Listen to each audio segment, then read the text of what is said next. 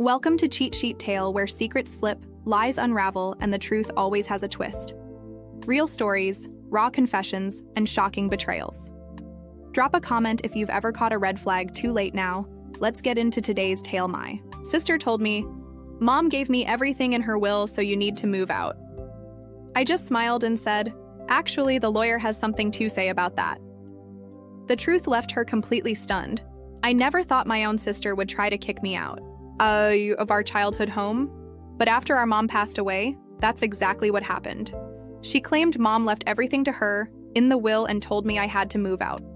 Little did she know the lawyer had a different story to tell. I grew up in Asheville, North Carolina, in a modest house nestled in the Blue Ridge Mountains. My parents were hardworking folks who instilled in me the values of kindness and responsibility. I have an older sister, Vanessa, who always had a flair for drama and a sense of entitlement. While I stayed close to home helping our parents as they aged, Vanessa moved to New York City chasing dreams, and rarely visiting as our parents grew older. I became their primary caregiver.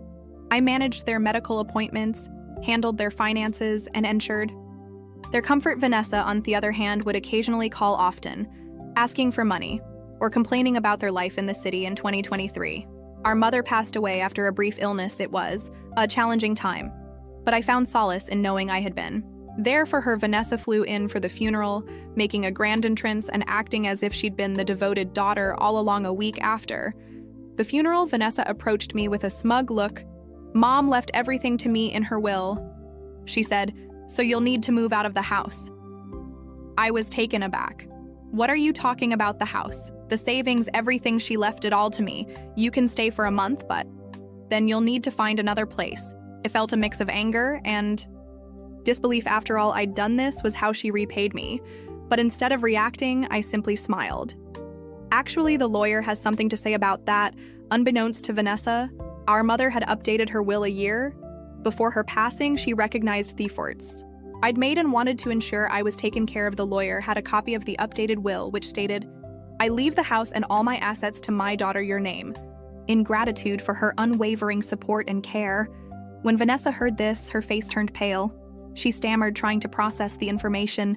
"This can't be right. There must be a mistake."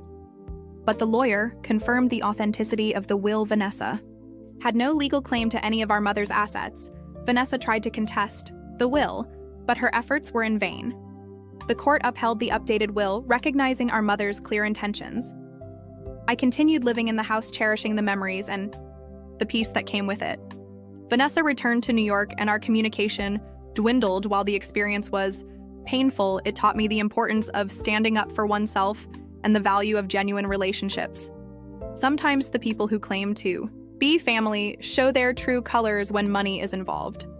So, after the lawyer revealed the truth that Mom left everything to me, Vanessa stormed out of the office. She didn't say a word, just grabbed her purse, slammed the door, and left. I thought that was it. I figured she'd be embarrassed and go back to New York, maybe disappear for a while, but that wasn't the end. That was just the start of something I never saw coming. About 3 days later, I got a call from Vanessa. Her voice was cold. "You think you've won? Just wait, click." She hung up before I could respond. I didn't know what she meant, but I had a bad feeling, and I was right to worry. That same week, I came home from the grocery store and found the front door slightly open. My stomach dropped. I knew I had locked it. When I stepped inside, it was clear someone had been there. Things were moved, drawers were open, and the safe in Mom's room, the one she kept old photos and some small valuables in, was gone. The whole thing vanished. I called the police. They took fingerprints, asked questions, but they didn't find much.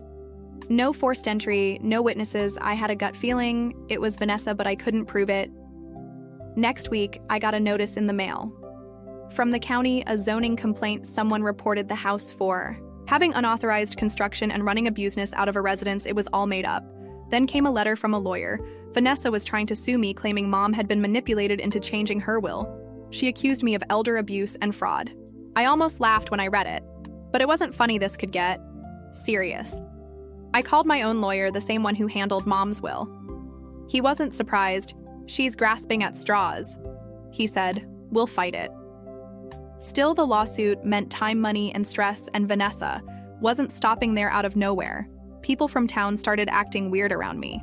A neighbor I'd known for years didn't wave back the lady at the pharmacy, usually. Friendly barely looked. At me then my friend Erica called me did, "You see what your sister posted?" Vanessa had made a public Facebook post saying I stole the house from her and that I brainwashed mom in her final days. She even added old pictures of us as kids, making it seem like we had been close. The post went viral in our small community. People started gossiping. I felt humiliated a few days later while going through some of mom's old paperwork, trying to distract myself. Found something strange. It was a sealed envelope addressed to me. It was from Momi.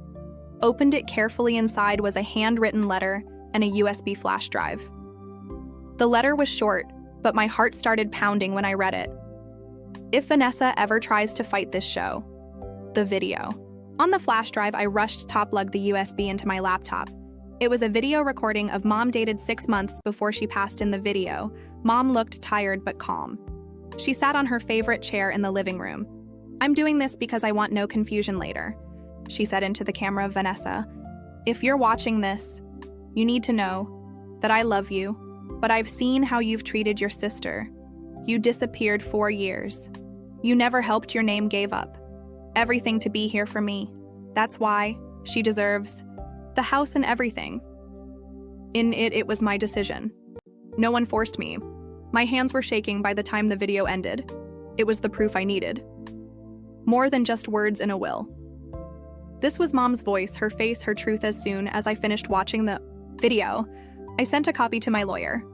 His response was, "Quick, this changes everything." He filed a motion to dismiss Vanessa's lawsuit and attached the video as evidence. The court set a hearing date. It was finally moving in the right direction, but then something happened I wasn't ready for. She didn't call, she didn't text, she just pulled into the driveway one morning in a silver rental car, stepped out and walked right up to the porch. Her eyes looked puffy like she hadn't slept. "We need to talk," she said. I stepped outside but didn't let her in. "Talk here." She didn't even argue. She just sat on the porch steps and pulled a small box out of her bag. "I found this after mom died. I kept it hidden. I thought it was something else, but it's not, and I think you should see it." I opened the box. Right there inside were a bunch of old Polaroid photos, letters, and a small audio recorder. I didn't know what to make of it. "It's about Dad," she said. My heart stopped for a second. "What about Dad?" She looked down at her hands. "Mom told me she'd never tell you. But Dad had another family in Atlanta while we were growing up. That's where he went. When he said he had to travel for work, I didn't believe her until I found this stuff. I didn't know what to say. My father died when I was 22. We thought he was just working hard. He was gone. A lot, but we never questioned it, and now 20 years later, I'm finding out we weren't his only family." I opened one of the envelopes. It was a birthday card addressed to someone named Jasmine, signed "Love, Dad." There were photos of him with a young girl who looked maybe 12 with his same crooked smile. "Why are you showing me this now?" I asked. "Because I thought maybe it would change how you feel about mom's choices about everything." "No," I said, "it doesn't change how she took care of us, and it sure doesn't change the way you've treated me." She didn't argue, just stood up and walked back to her car. A few days later, I got another letter. This one wasn't from Vanessa. It was from a woman named Jasmine Cole from Atlanta, the same name from the birthday card. She introduced herself in the letter as my half-sister. She'd only just learned about me and Vanessa. She said she found old letters in her mom's closet after her mother passed, letters from our dad, talking about his 2 daughters in North Carolina. She said she wasn't after money. She wasn't trying to start trouble. She just wanted to talk. I was floored. First, then the break-in, then the lawsuit, now a secret sister. It felt like I'd been living in a completely different story than I thought. I called Jasmine. We talked for 2 hours. She was kind, calm, and seemed genuinely interested in just understanding where she came from. She shared things about Dad I never knew, and I shared things about our side of the family. Then she said something that shook me again. "Vanessa already reached out to me. She told me you were dangerous, that I should stay away from you." I nearly dropped the phone. She sent me screenshots of texts out of context, tried to convince me that you manipulated our mom, that you forged documents. I didn't believe it. But it freaked me out. That was it. Vanessa wasn't just messing with me, she was trying to turn strangers against me too. Even our own blood. After my phone call with Jasmine, I realized Vanessa wasn't just trying to get money. She wanted to ruin my life. The lies, the smear posts, the lawsuit trying to turn our half-sister against me. She was unhinged. I told Jasmine everything, sent her the video of Mom, the court filings, the police report about the break-in. She believed me, and she said something that made me pause. She messaged me again, said if I helped her prove Mom was mentally unwell, she'd split the house with me that did it. Vanessa wasn't just being cruel. She was committing fraud. She was trying to use Jasmine, someone who never even knew our mom, as a fake witness. I called my lawyer. I gave him all the texts. Jasmine forwarded to me, we can press charges. He said attempted fraud, defamation, maybe more, but I hesitated. See, here's where I made a mistake. Part of me still wanted peace. I didn't want to see my sister go to jail. I didn't want to drag this out for years. I wanted to let it go. So I told my lawyer to drop the charges. That was my biggest mistake. A month later, I got another call. My bank account had been flagged for suspicious activity. Someone tried to transfer $25,000 from one of Mom's old savings accounts that now legally belong to me. I checked the IP address used for the online request. Guess where it traced back to Queens, New York, Vanessa.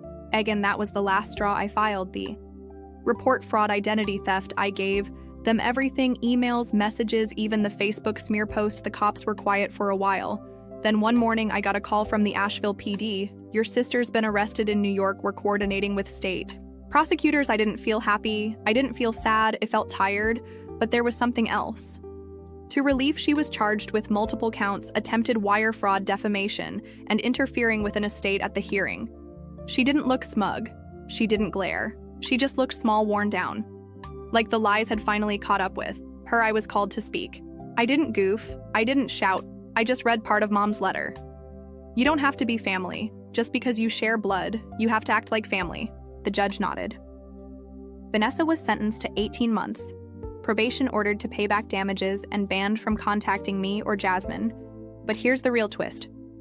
2 weeks later, I got a letter from Jasmine. Enclosed was a certified document, part of her own mother's. Well, turns out our father had left her a small property in Georgia. Nothing big, just an old cabin, and then AIM-listed ASCO owner, my name. Dad had left something for both of us quietly. Privately, he never told Mom, never told us, but he did. Something. Right. In the end, Jasmine and E met at the cabin. It was old, dusty, barely standing. But we both sat on the porch and just talked. No drama, no lies, just sisters trying to start something new, something real. I lost a sister in the process, but maybe I gained one. Too, and most of all, I got the truth. No more pretending, no more fake smiles. Just peace. Vanessa made her choices. I made mine. We both paid for them in different ways. And now I can finally sleep at night in the house. Mom left me in the quiet of Asheville, knowing the storm has passed. The storm has passed.